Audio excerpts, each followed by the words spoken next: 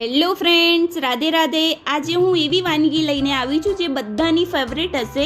તો ચલો, આજે હું બનાવી રહી છું ખૂબ જ વાયરલ અને એકદમ સરળ અને ટેસ્ટી દેશી તવા બર્ગર. જો તમે આ રીતે બનાવશો તો બહારથી ખાવાનો પણ ભૂલી જશો કે જે ચીઝથી ભરપૂર અને સ્વાદમાં સ્પાઇસી એવો દેશી સ્ટાઇલ તવા બર્ગર. તો ચલો રેસીપી સ્ટાર્ટ કરીએ. સૌપ્રથમ એક પેન લઈ લઈશું. પેનમાં 2 ચમચી તેલ નાખીશું અને જે બર્ગરનો જે બન છે એને આપણે તેલમાં થોડી વાર માટે શેકી દઈશું. તેલની જગ્યાએ તમે બટરનો બી ઉપયોગ કરી શકો છો બંને શેકવા માટે.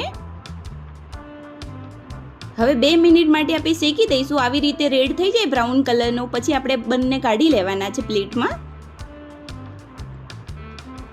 હવે એ જ પેનમાં આપણે 2 થી 3 ચમચી જેવું તેલ એડ કરીશું.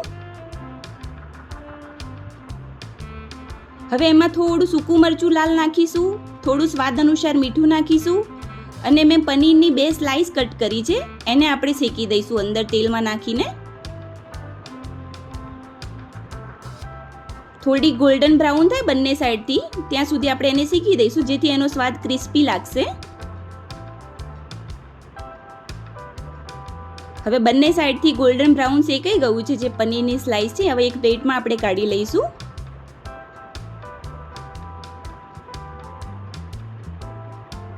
હવે આપણે એક કઢાઈ લઈ લઈએ. કઢાઈમાં અડધી ચમચી આપણે બટર એડ કરીશું. હવે બટર બળી ના જાય એના માટે થોડું તેલ બી નાખીશું. હવે તેલ અને બટર ગરમ થઈ જાય પછી અડધી ચમચી આપણે લસણની પેસ્ટ નાખીશું.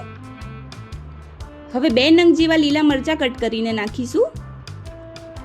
હવે બંનેને થોડી વાર માટે શેકાવા દઈશું. હવે શેકાઈ જાય પછી આપણે 1-2 નાની ડુંગળી લઈશું અને એને ચોપ કરીને નાખીશું.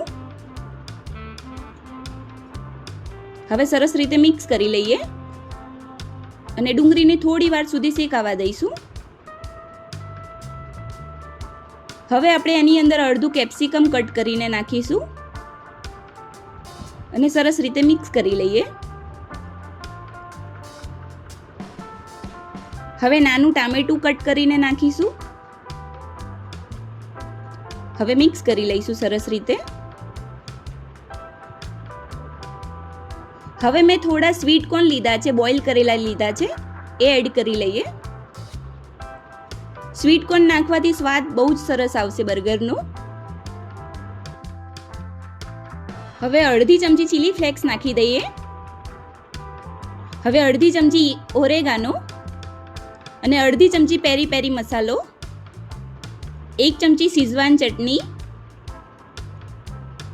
હવે સરસ રીતે મિક્સ કરી લઈએ બધા મસાલામાં.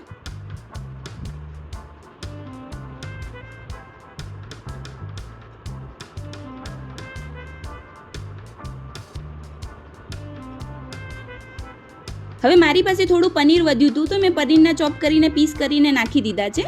હવે સ્વાદ અનુસાર મીઠું,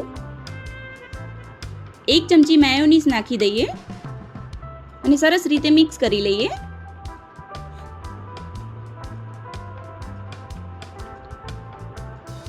સ્ટફિંગને આપણે થોડી વાર સુધી જ શેકાવા દેવાનું છે.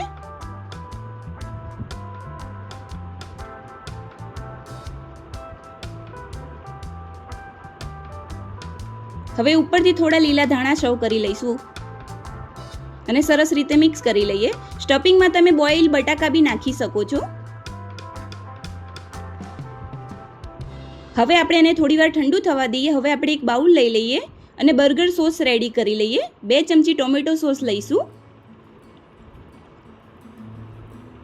હવે 1 ચમચી શીઝવાન ચટણી લઈશું. 1 ચમચી ગ્રીન ચીલી સોસ.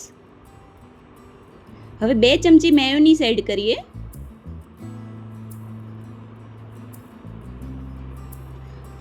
થોડું ઓરેગાનો અને થોડું ચીલી ફ્લેક્સ.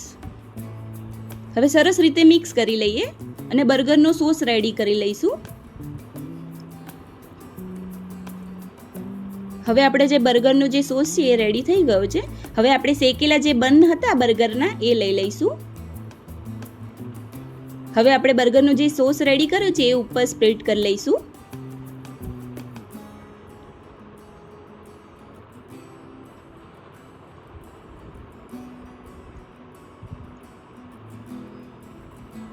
હવે ઉપરના જે બન છે એ લઈ લઈએ.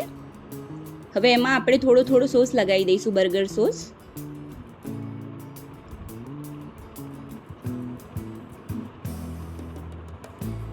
હવે જે આપણે સ્ટફિંગ રેડી કર્યું હતું એ સ્ટફિંગ મૂકી દઈશું બર્ગરની બન ઉપર.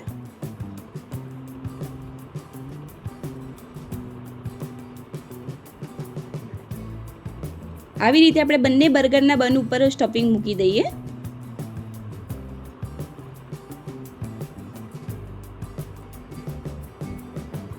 હવે પનીરની જે સ્લાઈસ આપણે શેકી હતી એ આપણે એડ કરી લઈશું. હવે ઉપરથી આપણે ચીઝની સ્લાઈસ એડ કરી લઈએ.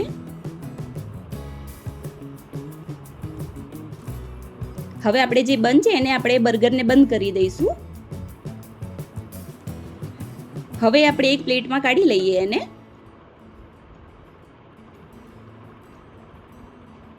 હવે આપણે એક પેન લઈ લઈશું.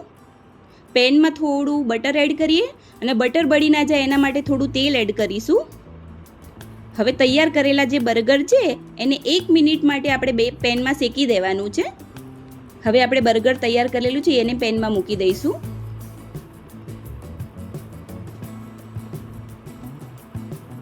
હવે આપણે 1 મિનિટ માટે બંને સાઈડથી આપણે એને શેકી દેવાનું છે.